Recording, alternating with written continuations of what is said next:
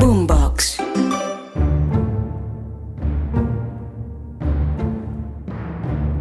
El ELN es el único movimiento guerrillero colombiano que uno puede decir que fue derrotado militarmente totalmente. Sabemos también que la expansión muy explícita del ELN ocurrió a partir del año 2016, cuando Venezuela firmó un decreto que se llama el Arco Minero del Orinoco.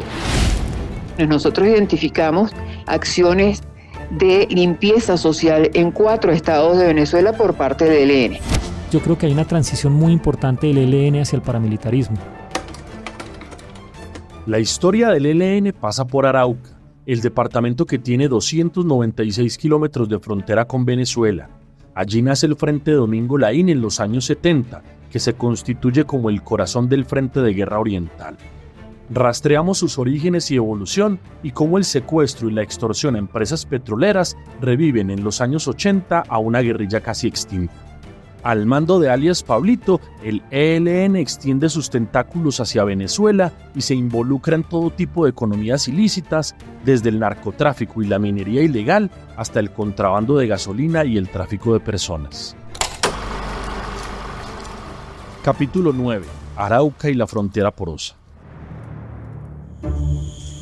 En Arauca el ELN tiene coactada toda la sociedad, la parte económica, la parte política, la parte social, y la gente está mamada. Lo que pasa es que la gente entendió que Manuel Pérez era la persona que podía decir lo que a ellos por temor les toca callar. Los araucanos se mamaron del ELN, se mamaron de los fusiles en la política. Yo creo que esto viene sucediendo desde la década del 80, a raíz del descubrimiento de petróleo en Caño Limón. Ahí es cuando entra el ELN al departamento de Arauca y no solamente se apodera de esa parte social, sino que también empieza pues a apoderarse de la parte política. La voz es de Manuel Alexander Pérez, el candidato del Centro Democrático derrotado por menos de 500 votos en octubre de 2023 en las elecciones para la gobernación de Arauca. Según él, a esas elecciones el ELN les metió la mano. Incluso denuncia que su contendor, Renson Martínez, actual gobernador de Arauca, le dio 4.387 millones de pesos en contratos de obra pública en el pasado a un señalado miembro del Frente Domingo Laín del ELN, Johnny Alexander Bello Ortega, alias El Gordo Giovanni. Recursos públicos, muy seguramente con los cuales se compran armas para seguir asesinando, para seguir secuestrando, para seguir desplazando araucanos. Entonces, yo creo, como muchos araucanos, que la justicia tiene que actuar, porque nosotros estamos inermes, nosotros estamos indefensos ante una realidad social, ante una situación que viene pasando, que viene no de ahorita, sino que con el paso de los años se ha venido perfeccionando ese contubernio que ha habido entre la parte política y el grupo del ELN. Las denuncias sobre la tenaza del ELN a la política en Arauca son de vieja data. 2 exgobernadores hoy afrontan un juicio ante la Corte Suprema de Justicia por presuntamente haberle entregado entre 2012 y 2019 millonarios contratos a esa guerrilla. Se trata de José Facundo Castillo y Ricardo Alvarado Estene, capturados en octubre de 2021. La Fiscalía no tiene duda de que con los recursos públicos de Arauca, el ELN financia parte de su máquina de guerra. El fiscal Leonardo Cabana lo dice así, con todas sus letras, en la acusación contra los exmandatarios en 2022. Corresponde a la consolidación de una captura y cooptación del Estado por un grupo armado en la ley en el departamento de Arauca, que ya se viene financiando con recursos del erario público. Se identificaron los contratos que fueron manejados por esta organización delictiva.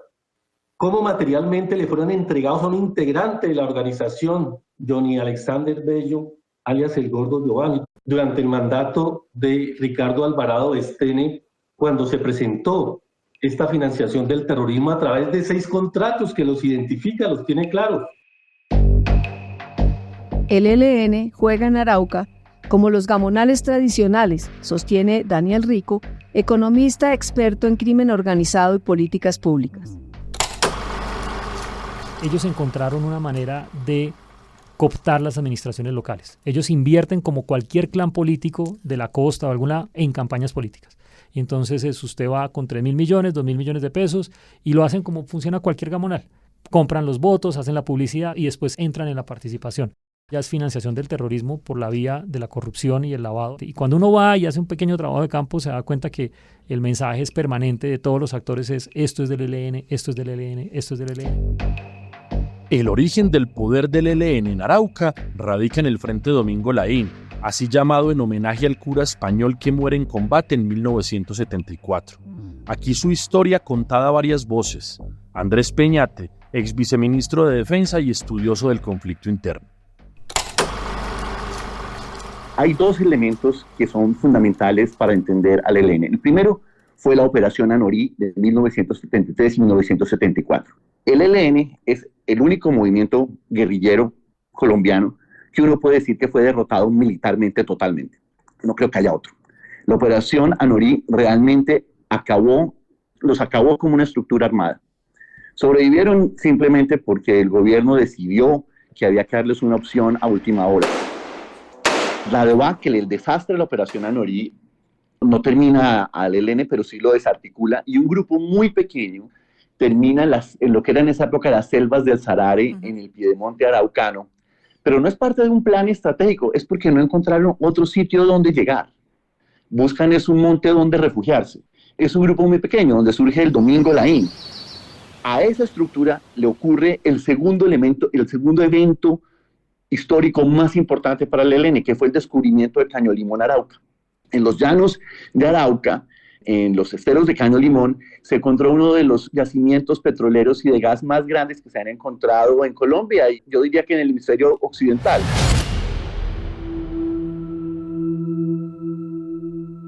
Pero antes del descubrimiento del pozo petrolero, el pequeño grupo de sobrevivientes de Anorí encuentra caldo de cultivo en un movimiento campesino surgido como protesta por el incumplimiento del Estado en su programa de reforma agraria, explica el sociólogo Andrés Aponte. El Frente Domingo Laín no se puede entender sin la política de parcelación que promovió el Estado a través del INCORA en los años 70 y todos los problemas que se derivaron de ahí. Se daba la tierra, pero muchos de esos campesinos pues entonces se encontraban con barreras muy importantes en el sentido en que no podían sanear su propiedad, no tenían las carreteras para conectarse a los circuitos económicos, tampoco tenían asistencia técnica, etcétera, y en ese momento pues estaba la NUC, promovida digamos en los años 60 por gobiernos reformistas, que le permitió a esos colonos campesinos, en su mayoría provenientes del Santander y de Boyacá, organizarse y reclamarle al Estado que cumpliera con toda la política de parcelación. El Estado respondió de manera represiva y esto sin duda alguna generó una serie de resentimientos dentro de los campesinos. Carlos Arturo Velandia, entonces estudiante de la Universidad Industrial de Santander y quien llega a ser comandante del Domingo Laín, cuenta cómo los campesinos buscan contacto con el ELN. Para aquella época, los que estábamos en Bucaramanga, en la UIS, Antonio García, Pablo Beltrán, otros más que no puedo mencionar, y estoy yo, somos la estructura del ELN más cercana a Arauca, al Frente Domingo Laín. Se establece un contacto y nosotros, la columna Miguel Pimienta se llamaba, ¿sí?, le brinda un apoyo al Frente Domingo Laín que están haciendo. Hasta ese momento era un pequeño grupito guerrillero, pero ese era un movimiento campesino. Eran campesinos, no sabían, no tenían mayor formación, y a mí me enviaron, sí, a darles la primera escuela guerrillera para ellos.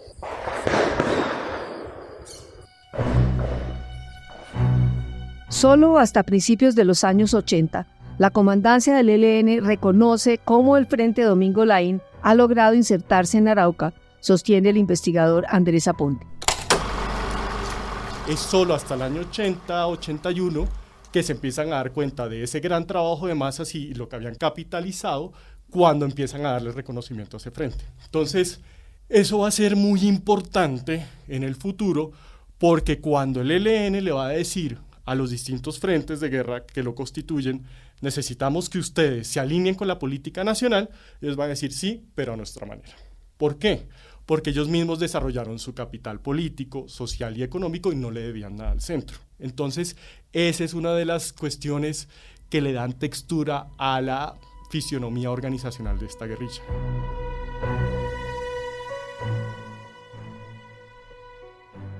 El ELN encuentra terreno propicio en la zona de colonización, donde se encuentra el Pozo Caño Limón, y paralelamente se empieza la construcción del oleoducto que debe transportar el crudo hasta Coveñas, en la costa Caribe. Habla María Victoria Llorente, directora de la Fundación Ideas para la Paz. Hay como una confluencia en donde el ELN, digamos, encuentra unas bases sociales que le permiten desarrollar su proyecto político y toda su agenda política en contra de la industria de hidrocarburos. Y por el otro lado, pues se da pues esta famosísima historia muy conocida de la Mannesmann, que estaban pues en la construcción del oleoducto, que termina pues dándole un oxígeno muy importante a la organización y que le permite rearmarse.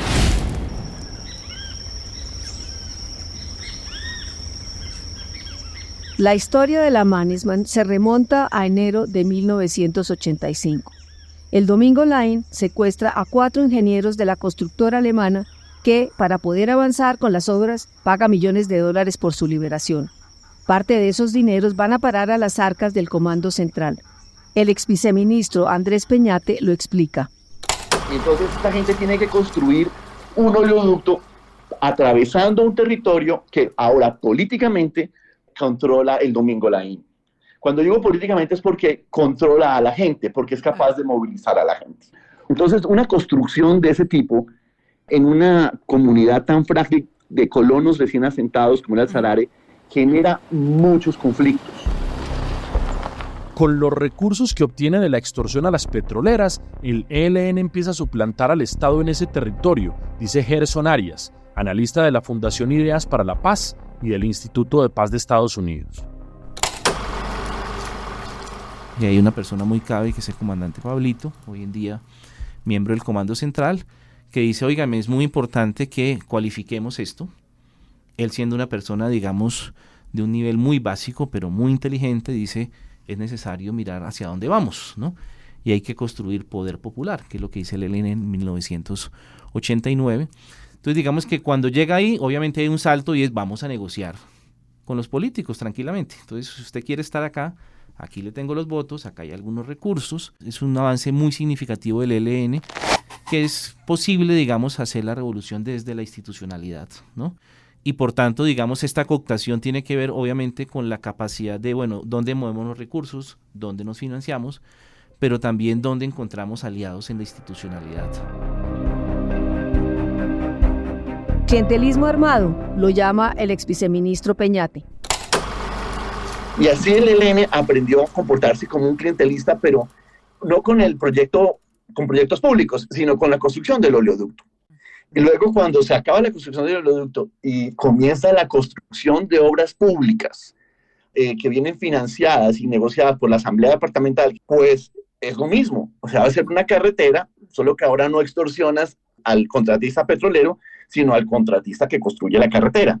Y entonces le comienzas a pedir uso de la maquinaria para construir un camino de acceso para la vereda de amigos tuyos.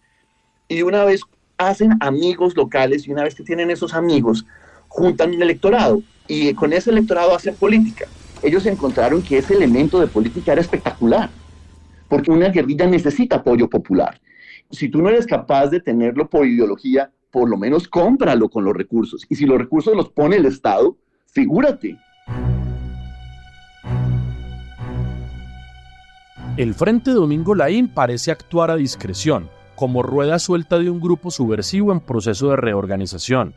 En las elecciones, por ejemplo, se da el lujo de desconocer las directrices de la cúpula que ordena la abstención y participa porque hace parte del juego de las redes políticas. El historiador Andrés Aponte describe cómo es la movida. Hay que recordar también que en esos años 80 Arauca pasa de intendencia a departamento y hay un proceso de descentralización política, económica y administrativa, pues es el escenario idóneo, porque esos gobernadores y mandatarios locales van de la mano con el ELN, pues acceden a recursos. Y al acceder a recursos, el ELN le va diciendo: necesito la construcción de este acueducto por acá, de esta carretera por acá, de escuelas, etcétera. Entonces, lo que ellos tienen es, en cierta manera, una influencia en cómo se va proyectando el Estado local y regional en la zona. No es tanto como que cooptan el Estado, sino que dirigen el Estado y su funcionalidad hacia las poblaciones donde ellos tienen su mayor apoyo político. Entonces, eso le permite consolidar, en cierta manera, unas bases electorales muy fuertes.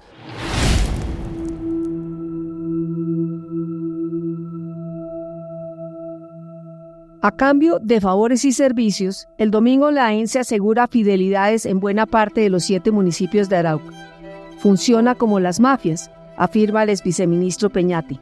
Las comunidades se someten para sobrevivir, por intereses políticos o económicos, muy pocas veces por convicción. Si el ELN ya sabe que tiene una gran probabilidad de ganar, que ya tiene un acuerdo, las elecciones ocurren sin problema. Pero si no es así, comienza a ser proselitismo armado, igual que las FARC. Y la pregunta es, ¿en qué momento lo logra? Pues cuando ese modelo, que comenzó con la intermediación de los recursos de la colonización, que siguió con la intermediación de la construcción del oleoducto, cuando ese modelo ya no es una cosa esporádica, sino ya es parte del sistema político, porque viene financiado por el flujo de regalías, es cuando el ELN se convierte en un cacique electoral importante de Arauca. En cierta manera, el Domingo Laín encuentra en la escuela la vida la combinación de formas de la lucha que las FARC encontró en los libros de texto. La combinación incluye la participación en la elección popular de alcaldes, el secuestro, la extorsión y los atentados contra la infraestructura petrolera que usa como castigo por el no pago de extorsiones, pero también para generar trabajo con la reparación del tubo, reivindicar el discurso de la soberanía sobre los recursos naturales o mostrar fortaleza en la antesala de diálogos de paz. Un variado menú de violencias que convierte al ELN en actor dominante de la vida araucana. María Victoria Llorente, directora de la Fundación Ideas para la Paz.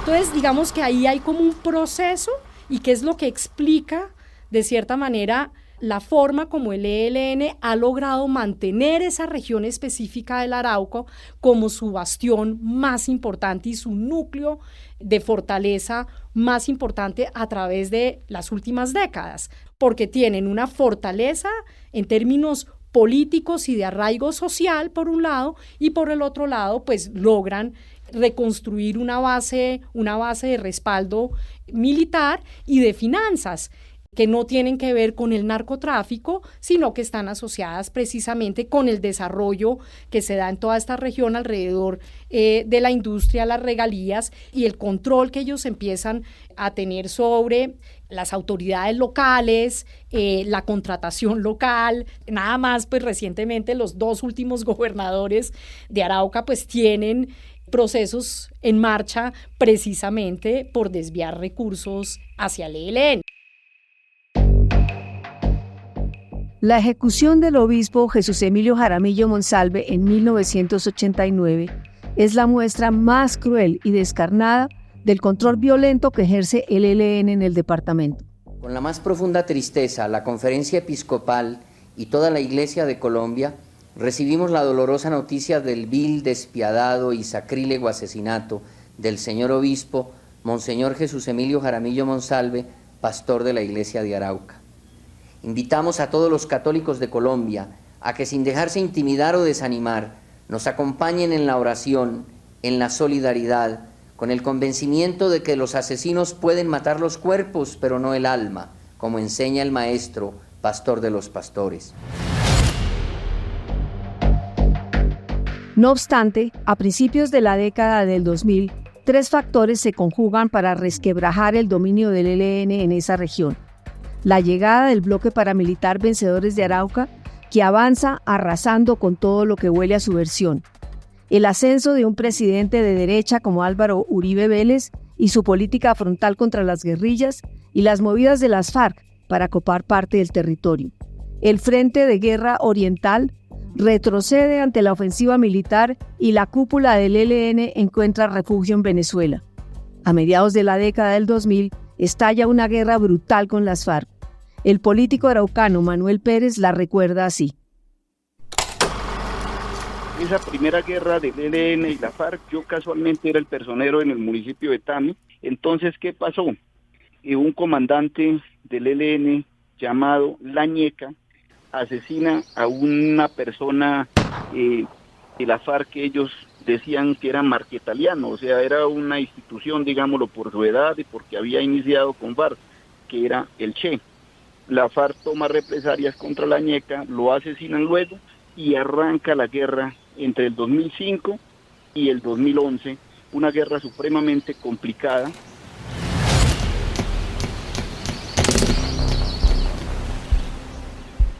Es la confrontación más descarnada en la larga historia del conflicto armado en Arauca. En esos años aumentan los crímenes de líderes políticos y sociales, el reclutamiento de menores, el desplazamiento y la siembra de minas antipersona. Una guerra que deja por lo menos 500 civiles muertos, igual número de subversivos asesinados y más de 50.000 desplazados. La unidad de víctimas registra 72.426 hechos victimizantes en ese periodo.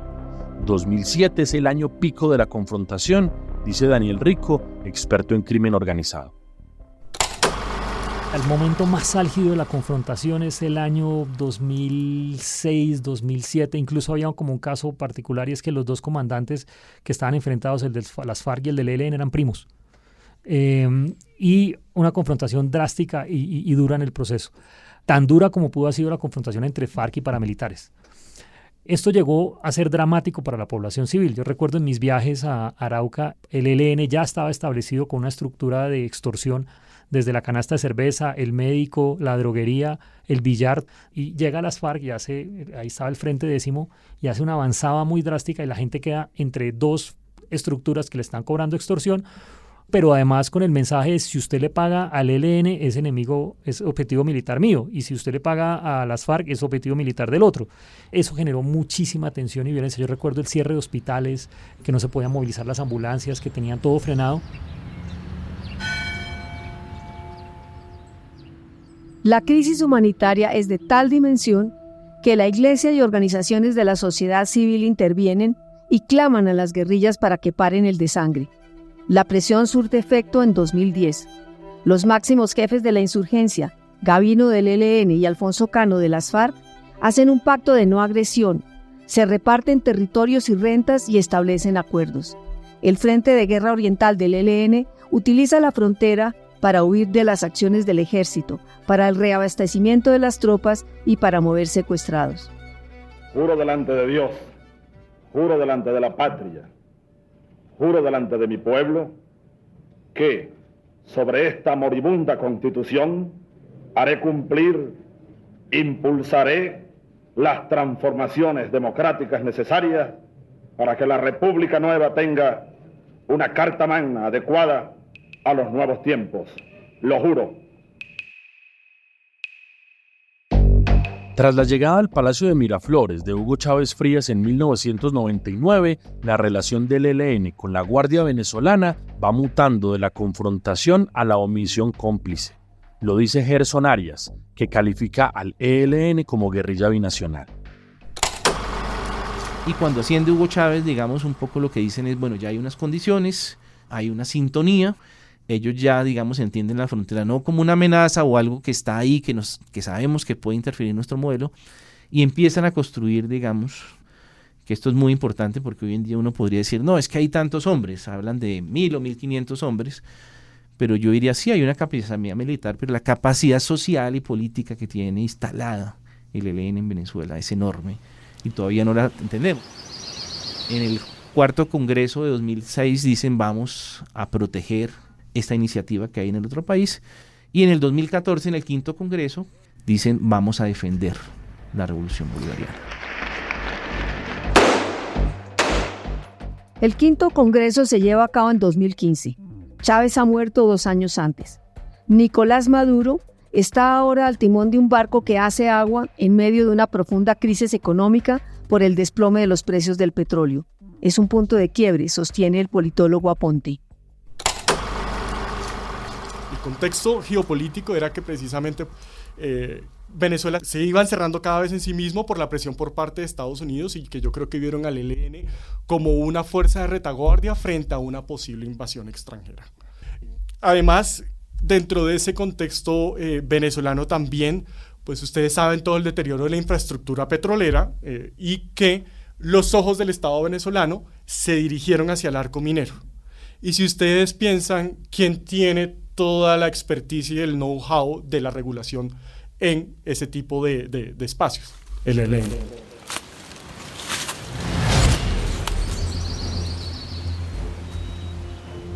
Alias Pablito, comandante del Frente Oriental, es el hombre clave en ese proceso. Tiene su base de operaciones en el Alto Apure y a lo largo del río Arauca, que separa a Colombia de Venezuela. Allí se establece tras su espectacular fuga de una cárcel de Arauca en 2009, un año después de su captura. Aunque es uno de los comandantes más fuertes del ELN y punta de lanza de la expansión hacia Venezuela, niega la presencia de esa guerrilla en ese país y asegura, en una de las pocas entrevistas que ha dado a los medios, que está en Colombia. Organizaciones que hacen investigación de campo en Venezuela lo desmienten. Habla Abraham Ebus, consultor de International Crisis Group. Sabemos que desde hace menos unos 20 años que hay integrantes del ELN que se desplazaban por el río Orinoco, entraban a las zonas sur de Venezuela para empezar a mirar oportunidades de minería. Oportunidades de expansión económico, pero sabemos también que la expansión muy explícita del ELN ocurrió a partir del año 2016, cuando Venezuela firmó un decreto que se llama el Arco Minero del Orinoco, una alternativa económica para el sector petrolero que efectivamente se cayó por completo en Venezuela. Sabíamos que Venezuela no es un país minero histórico como Brasil o el otro vecino Colombia, y con la poca experiencia que tenía, además con un gobierno supremamente corrupto, teníamos mucho miedo de los daños ecológicos que podían estar haciendo empresas estatales o empresas mixtas, que anunció en ese entonces Nicolás Maduro. Pero cuando nosotros viajamos a los distritos mineros al sur del río Orinoco, de manera ingenua buscando las empresas que habían anunciado, no encontramos ninguna empresa minera, pero lo que sí encontrábamos fueron sindicatos del crimen organizado venezolano, el ELN y las disidencias de las FARC. Tanto a la cadena de suministro del despacho de cocaína y marihuana como la minería ilegal de oro, vemos el ELN involucraron todos los eslabones. El ELN es funcional al régimen de Nicolás Maduro, reitera Ligia Bolívar, coordinadora de la Organización de Derechos Humanos Alerta Venezuela. Incluso desde la época de Chávez hubo una confrontación muy fuerte con el presidente Uribe, y en ese momento se le comienza a dar la bienvenida a los grupos armados colombianos en territorio venezolano, hasta el punto de que ya no es un tema fronterizo. Ya el ELN está en muchos estados de Venezuela, desde lo que sería el suroccidente de Venezuela, que es la frontera con Arauca, por ejemplo, hasta el nororiente, que ya es la salida por el delta del Orinoco hacia el Mar Caribe. O sea, es por toda la zona, por todo el territorio, no solamente en espacios fronterizos. Es una organización que está actuando no solamente con la connivencia, sino incluso en alianza con el poder. Es decir, el ELN llega a comunidades indígenas en el Amazonas diciendo: nosotros venimos aquí a protegerlos a ustedes y a defender la revolución bolivariana. Nosotros identificamos acciones de limpieza social en 4 estados de Venezuela por parte del ELN. Eso, en el caso de Colombia, es una acción que hacen los grupos paramilitares, no la guerrilla, ¿no? Entonces, ahí tenemos otro tipo de actuación donde se hace de nuevo en coordinación con una autoridad local. Las acciones violentas del ELN se han trasladado a Venezuela, sostiene el consultor Ebus. Sabemos que la ELN ha funcionado muy bien al Estado venezolano también como un grupo de choque. Lo vemos por toda la frontera con Colombia. En la frontera entre La Guajira y Zulia, vimos que la ELN enfrentó una banda local que se llama La Zona, Claramente, en la frontera entre el norte de Santander y Táchira, el ELN arremetió muy fuertemente contra los rastrojos y apoyó en esto a las fuerzas de seguridad venezolanas. En Apure, el ELN también ha combatido el Frente 10 de las FARC, y en Amazonas también sabemos que el ELN tiene una posición muy estratégica en zonas de producción minera, pero también rutas de narcotráfico. Y de última, sabemos que el ELN está estratégicamente también con presencia en la frontera con Guyana. Vemos que el ELN ha tenido un cierto funcionamiento de combate, de seguridad y control de zonas fronterizas y de producción económica. El rompimiento de relaciones entre Colombia y Venezuela durante el gobierno de Iván Duque agrava más las tensiones en la frontera. El mandatario considera ilegítimo el gobierno de Maduro y promueve un cerco diplomático para sacarlo del Palacio de Miraflores, pero fracasa rotundamente. Tenemos que pedir que Venezuela se libere de la dictadura y que retorne a la democracia, porque es la democracia donde se ejercen las libertades a plenitud.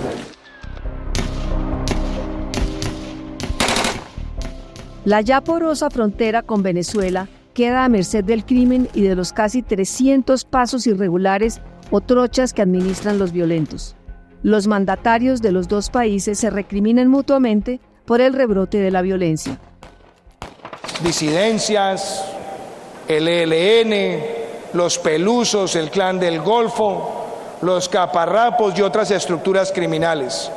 Yo quiero ser muy claro, vamos a enfrentar esas organizaciones criminales y las vamos a someter a la justicia de nuestro país. No podemos seguir soportando que se preste el territorio de Colombia para una agresión contra Venezuela. Por eso he decidido romper todas las relaciones políticas y diplomáticas con el gobierno fascista de Colombia, y todos sus embajadores y cónsules deben salir en 24 horas de Venezuela. ¡Fuera de aquí la oligarquía!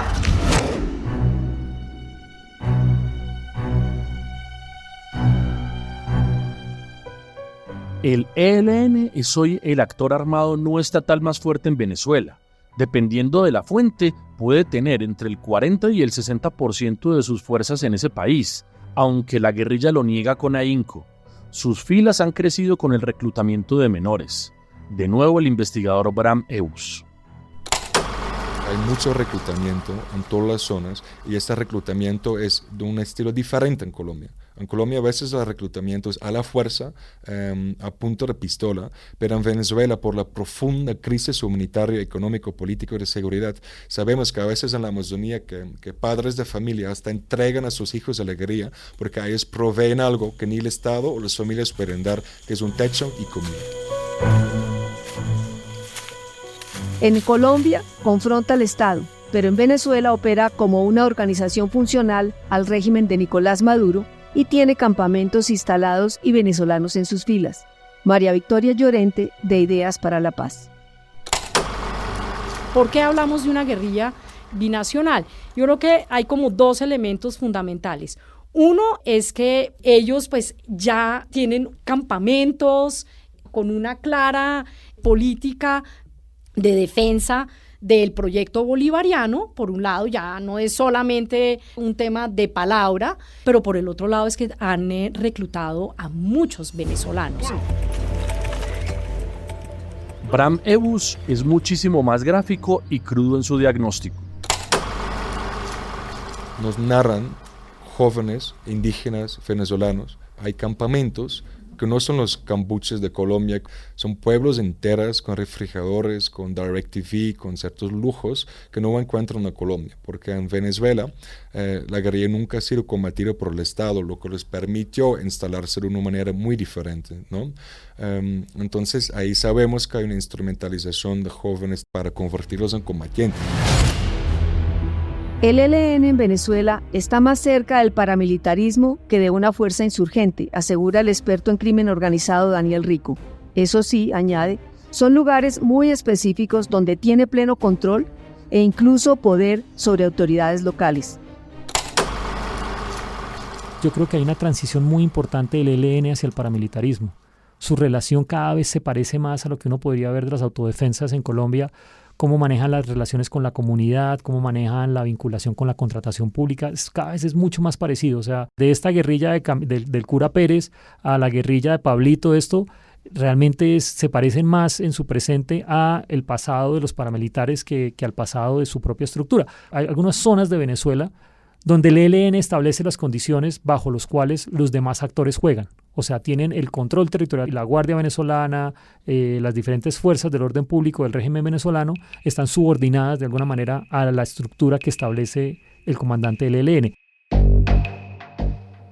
El doble carril por el que transita el ELN plantea serios interrogantes sobre los diálogos formales que adelanta la cúpula de la organización con el gobierno de Gustavo Petro.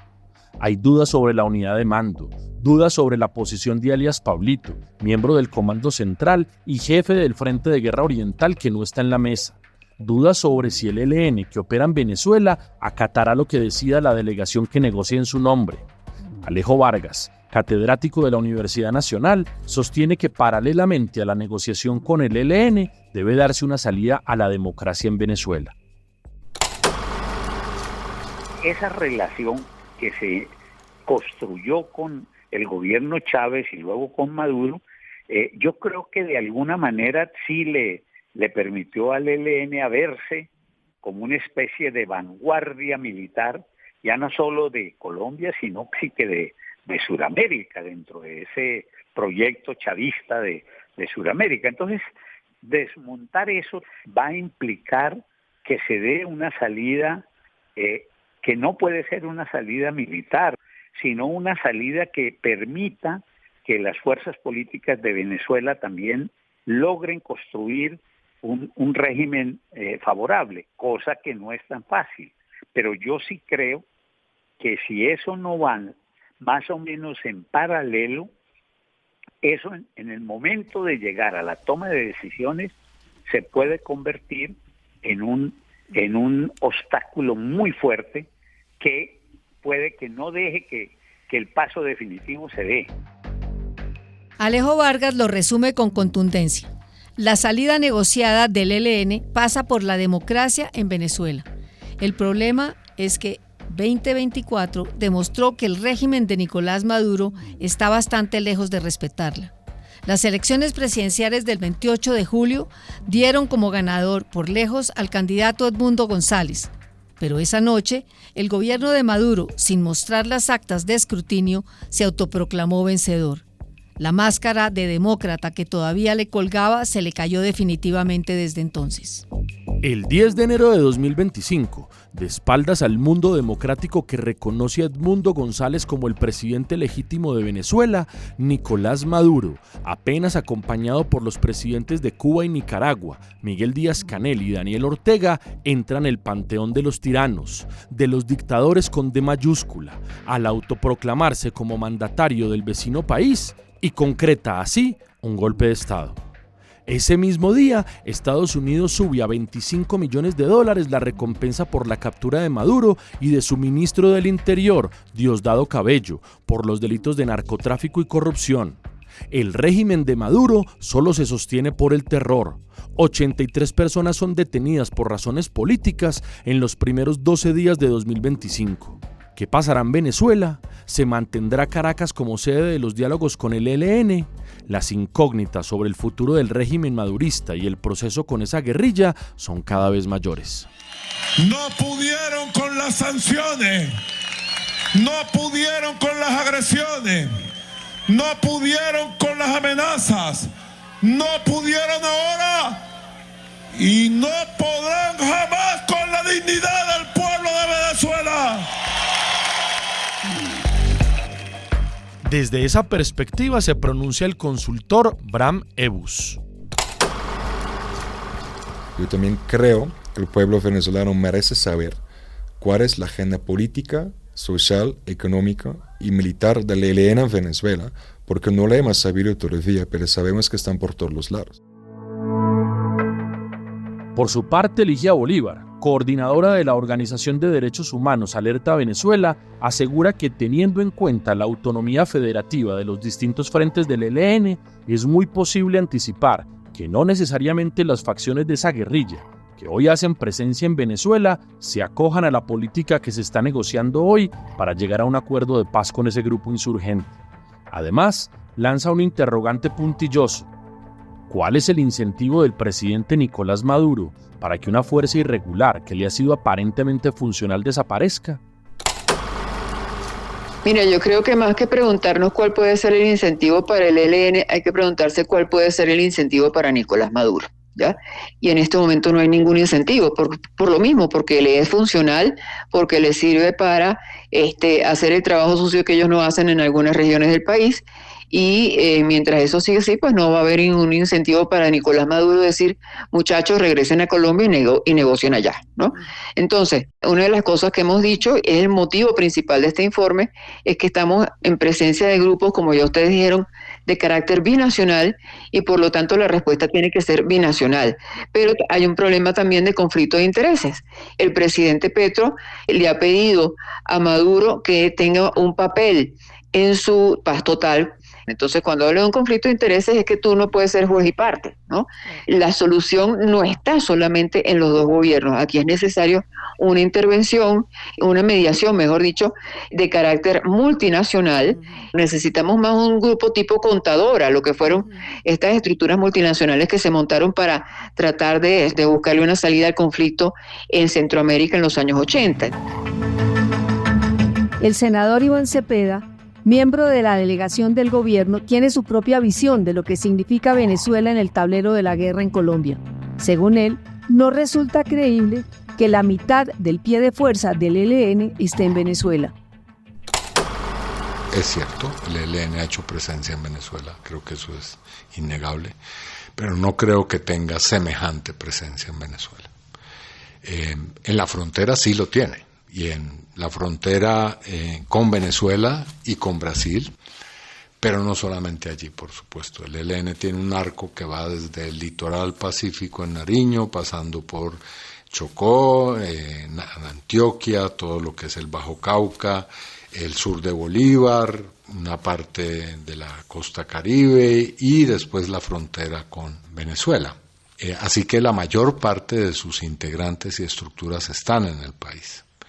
Obviamente un proceso de paz tiene que implicar que la paz se haga, y es un tema nacional, no es un tema binacional ni internacional. Este es un proceso que tiene una clara orientación, y por supuesto si quedan estructuras del ELN en otras partes, en las fronteras o más allá de las fronteras, pues obviamente tienen que dejar de existir e incorporarse al proceso de paz que se está dando en el país.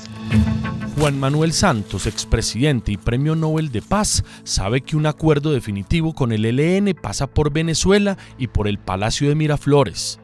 Dice que es optimista con este último esfuerzo para desarmar a la guerrilla más vieja de América Latina, pero sabe que el tiempo sigue jugando en contra, que el retorno a la democracia es la gran incógnita en el país vecino, y que si algo ha demostrado este grupo subversivo es que el tiempo de ellos parece distinto del tiempo que le corre al resto del mundo. 9 gobiernos distintos han sido testigos de que el ELN no tiene ninguna urgencia. Yo soy optimista o medianamente optimista porque yo creo que Maduro sí está interesado en ayudar. Porque yo creo que los comandantes del ELN están ya cansados y dicen, no más. Los viejitos, pero ¿y los mandos nuevos? Los mandos nuevos, si ellos están pensando en el negocio, si se volvieron narcotraficantes, pues entonces es otra cosa. Pero entonces ahí como usted los llama, los viejitos tienen que asumir una muy clara responsabilidad. Un paso atrás, liberación o muerte. ¡Rompa fila!